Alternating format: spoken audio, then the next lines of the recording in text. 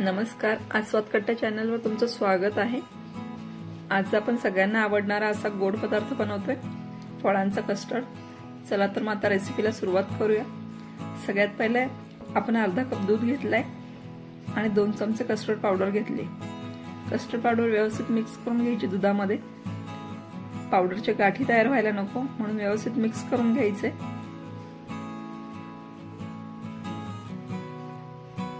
आता आपलं व्यवस्थित मिक्स करून झालेलं आहे।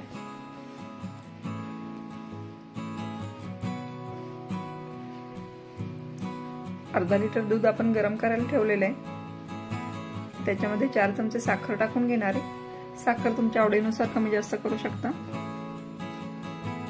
आणि व्यवस्थित मिक्स करून घ्यायची साखर पण।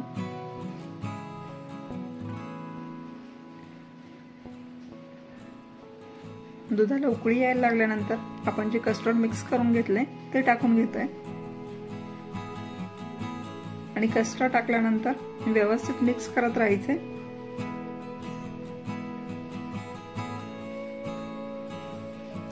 कस्टर्ड व्यवस्थित मिक्स करायचे, नाहीतर खाली लागून जाईल। 5 ते 7 मिनिटांमध्ये आपलं छान घट्ट असं कस्टर्ड तयार होतं, अगदी क्रीमी टेक्स्चर मध्ये।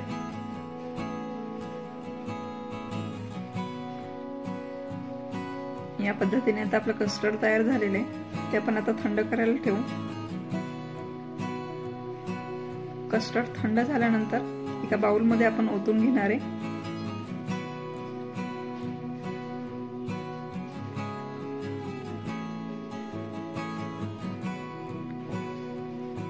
इथे मी आता सफरचंदाच्या फोडी टाकल्यात, केळं घेतलंय आणि डाळिंबाचे दाणे घेतलेत।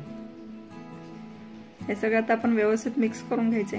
तुम्हाला हवी ती सीझनेबल फळं टाकू शकता तुम्ही, फक्त आंबट फळं वापरायची नाही। याच्यामध्ये तुम्ही आंबा, चिक्कू, द्राक्ष हे वापरू शकता। तुमच्या आवडीनुसार फळं तुम्ही कमी जास्त करू शकता।